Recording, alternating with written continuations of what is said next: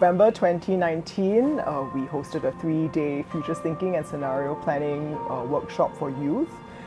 We had about 75 different young people from 10 different Asian countries come and join us here at the Kuan Youth School to talk about how to design public services for Mars. This was a part of our Festival of Ideas, a big inaugural event to discuss, public policy issues and try to give a platform, to discuss how we can make better decisions for the future. When we designed this workshop, we wanted to give everybody a kind of nice starting point where everybody would come in the same level. So we chose designing public services for Mars as our thought experiment and tried to use that as a way of introducing both futures thinking and scenario planning tools, as well as thinking about public policy frameworks.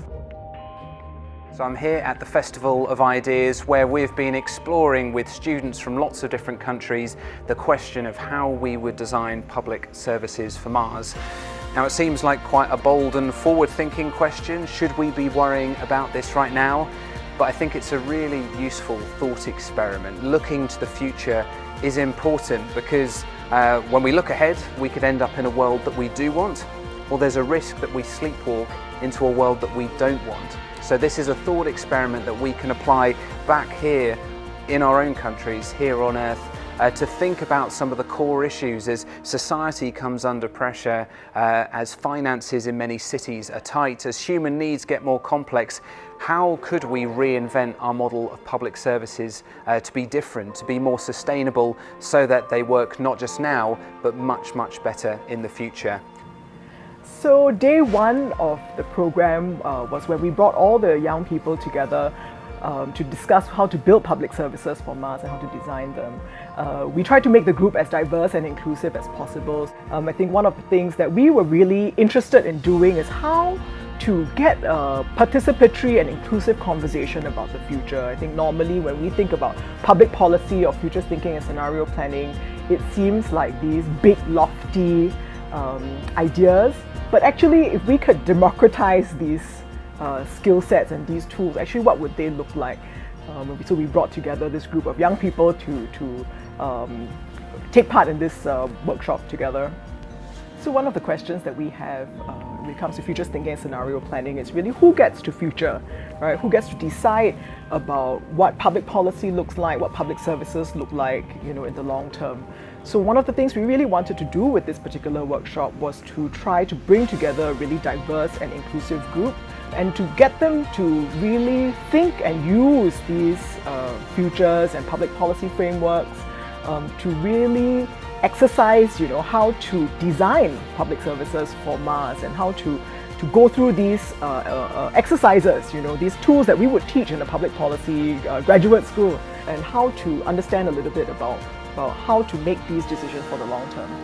So on the final day, after 2 days of workshop and the students preparing all their presentations and their pitches, we had a little bit of a competition where each group had to present their solution for public services on Mars across transport, education and housing. I think one of the big takeaways for us as the team was really to see that creativity and energy around how to communicate these ideas, how to sell these ideas of what public services should look like for Mars. I think that that's such an important part of not only futures thinking but also public policy education, right? That how do you put forth your ideas in such a way that people will buy into them, and implement them for better solutions for the future. So we were so happy to have this wonderful group of students with us for 3 days. I think the thing I took away most from it was really their creative energy, the dynamism, the amount of heart and hope they brought into the discussion.